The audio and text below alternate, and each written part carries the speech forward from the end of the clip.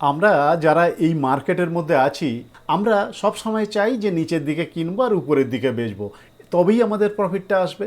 তো আমরা কিভাবে নিচের দিকে কিনে উপরের দিকে বেচতে পারি, বা উপরের দিকে বেচে আবার সেটা সেই টাকায় নিচের দিকে কিনতে পারি, তার একটা মোক্ষম উদাহরণ আপনাদের সামনে এখানে রেখেছি। যেহেতু আমি কোনো সেবি রেজিস্টার্ড নয়, সেই জন্য আপনাদেরকে আমি কোনো কিছু রেকমেন্ডেশন করতে পারি না। তো আমি এই জন্য 2023-এর চার্টকে আপনাদের সামনে কিন্তু খুলে রেখেছি। এটা রিলায়েন্স ইন্ডাস্ট্রিজের মান্থলি চার্ট আপনাদের সামনে খোলা রয়েছে, এবং সেখানেই আপনাদেরকে বলার চেষ্টা করব।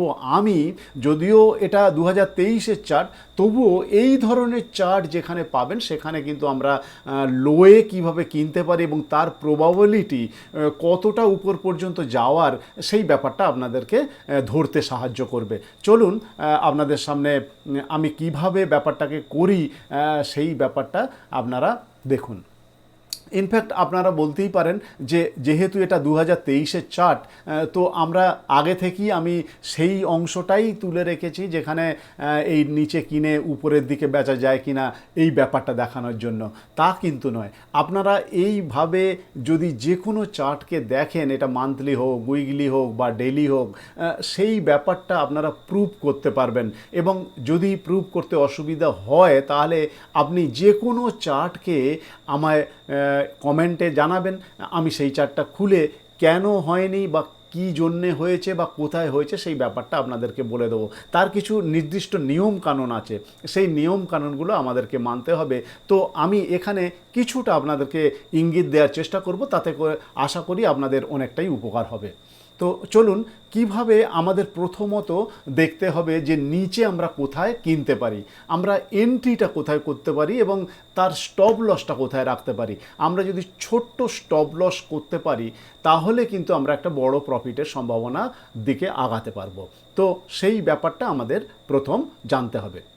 প্রথমেই যেটা বলবো সেটা হলো যে আমরা যখনই সুইং ট্রেডিংটা করতে যাব, তখন আমরা যেন মনে মনে স্থির করেই নিয়েছি যে আমরা 1 মাস, 2 মাস, 3 মাস এই ধরনের একটা টাইম ফ্রেমের মধ্যে আমরা যেন একটা ম্যাক্সিমাম রিটার্ন পেতে পারি।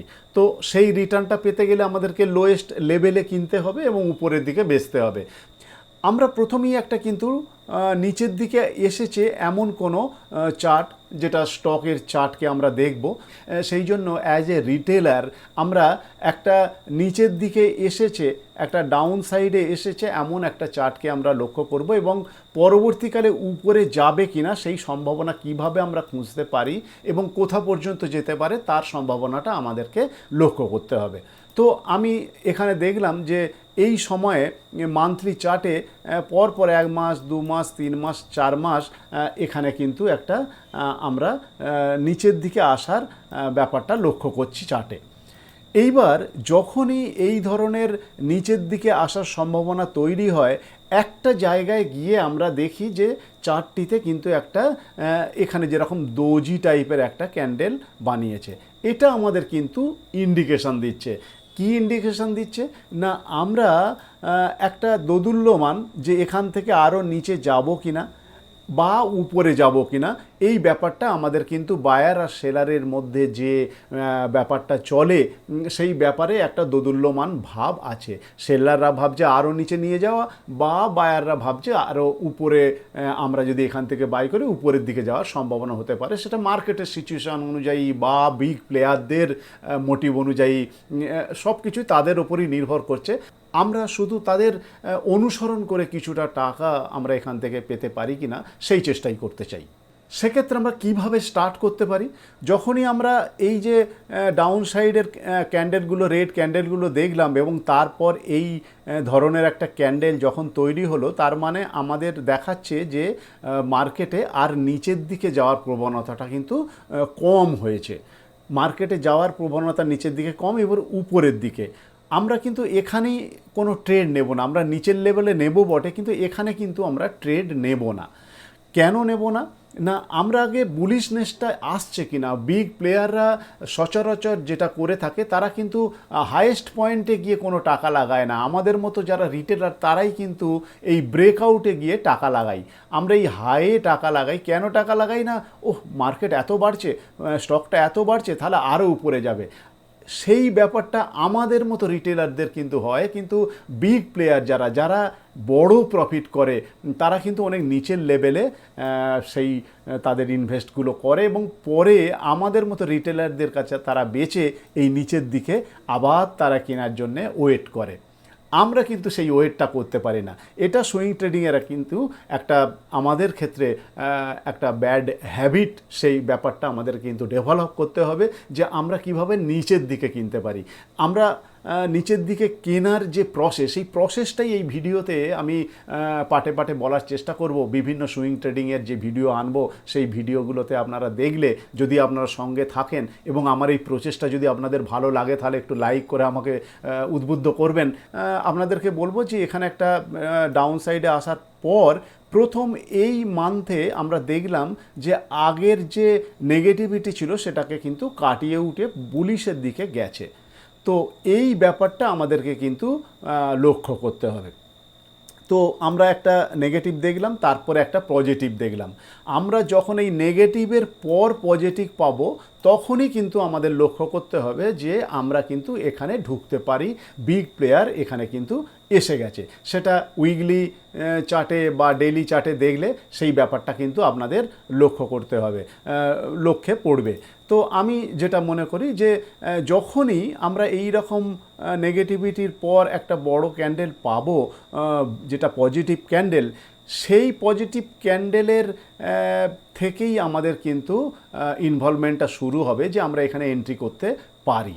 তো সেক্ষেত্রে কি হবে না, আমরা যদি ভাবি যে এই নেগেটিভিটি থেকে যখন এই অংশ থেকে যখন উপরের দিকে যাবে তখন এটা কিন্তু পজিটিভ দিকে আস্তে আস্তে যাচ্ছে, সেটা কিন্তু আমাদেরকে ধরে নিতে হবে। তো আমরা কিন্তু এই একেবারে লোয়ার লেভেলে এখানে কিনতে পারবো না। আমাদের সেই সিচুয়েশান বা সেই জ্ঞানটা হয়তো আমাদের নাও আসতে পারে।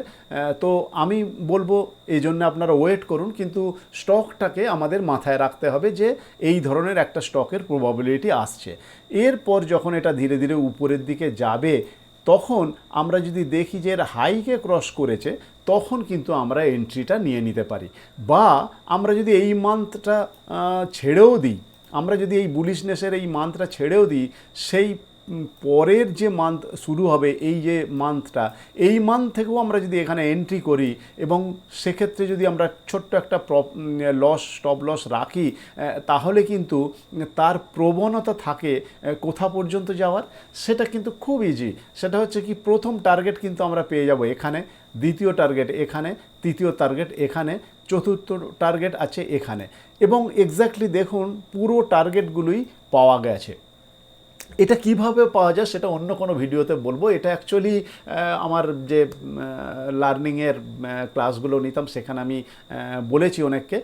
তো এই ব্যাপারটা রয়েছে। তো ব্যাপারটা কি না, আমরা যদি এর পর এই বুলিশনেস দেখার পর আমরা এর হাইকে ক্রস করার পরেই আমরা এন্ট্রিটা নিই, তার প্রবাবিলিটি থাকবে এই পর্যন্ত যাওয়ার মিনিমাম। সেই ব্যাপারটা কিন্তু আমাদের মাথায় রাখতে হবে। এরপরেও এর ভিতরেও আরও অনেক কাহিনী আছে। আমরা কিভাবে সেটিকে ট্রেল করতে পারি, কিভাবে আমরা স্টপ লসটাকে এই এরিয়া থেকে আরও উপরের দিকে নিয়ে যেতে পারি, বা আমরা কোথায় অ্যাড করতে পারি। জেনারেলি পজিটিভ সাইডে আরও যদি আমাদের মধ্যে টাকা থাকে, সেই পজিটিভ সাইডে আমরা টাকাটাকে আরও অ্যাড করতে পারি।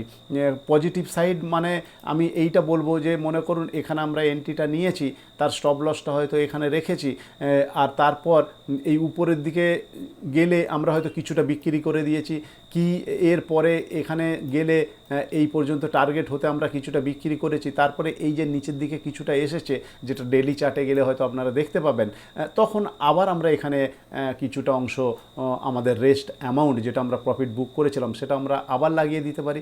তার জন্য ওয়েট করতে পারি উপরের দিকে এই পর্যন্ত যাওয়ার, কারণ আলটিমেট আমাদের লক্ষ্য হচ্ছে আলটিমেট টার্গেট এখানে পর্যন্ত বা এখানে পর্যন্ত অল টাইম হাইয়ের ব্যাপারটা আমাদের মাথায় রাখতে হবে।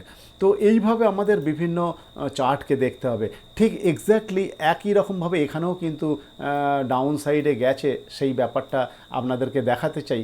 সেক্ষেত্রে কি হবে না, সেক্ষেত্রে আমি যেভাবে বললাম সেই ব্যাপারটাই আপনাদেরকে বলবো, যে এখানে যখনই দেখা যাবে এটার পরে বুলিশনেস এসছে, তো আমি এখানে নেগেটিভিটি, তারপর বুলিশনেসের ক্যান্ডেলটা দেখব এবং তার এন্ট্রি পয়েন্টটাও আপনাদেরকে এখানে করে দিই। সেটা কিভাবে হচ্ছে না, আমরা প্রথম হচ্ছে এখানে আমি এটাতে কালার ইয়েলো করে দিচ্ছি। এটা হচ্ছে আমাদের প্রথম। তো এখান থেকে আমরা এন্ট্রিটা যদি নিই তাহলে তার টার্গেট হবে, আমরা এখান থেকেও নিতে পারি বা আমরা যদি চাই তো এখান থেকেও নিতে পারি, এখান থেকেও আমরা টার্গেট মানে এন্ট্রিটা নিতে পারি। স্টপ লস আপনাদের ক্যাপাসিটি অনুযায়ী আপনারা নেবেন, কিন্তু তার এটা কি হবে, আমাদের পসিবিলিটি যেটা সেটা আমাদের টার্গেট যেটা হবে, সেই টার্গেটটা কি না, এখান থেকে আমরা ফার্স্ট টার্গেট এটাকে রাখতে পারি, দ্বিতীয় টার্গেট এটাকে রাখতে পারি, তৃতীয় টার্গেট এটাকে রাখতে পারি। এই ব্যাপারটা আমাদের কিন্তু মাথায় রাখতে হবে। আমরা যদি এইভাবে দেখি তো সেটা হয়েছে কি না সেই ব্যাপারটা আপনারা একটু লক্ষ্য করুন। তো দেখুন আমি ধীরে ধীরে আপনাদেরকে এটা নিয়ে যাচ্ছি।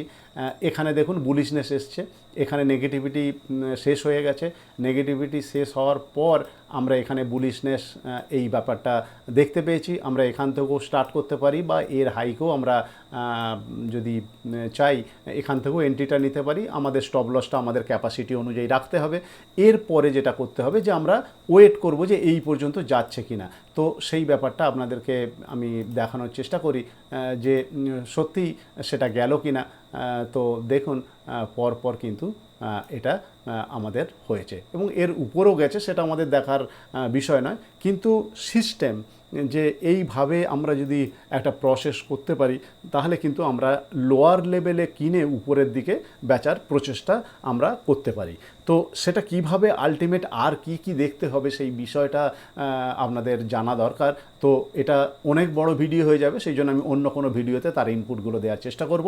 আর এতক্ষণ আমার সঙ্গে জুড়ে থাকার জন্য আপনাদের অনেক ধন্যবাদ জানিয়ে আজকের এই ভিডিওটা শেষ করলাম। আপনাদের কেমন লাগলো সেটা কিন্তু অবশ্যই আপনারা কমেন্ট বক্সে জানাবেন। ধন্যবাদ।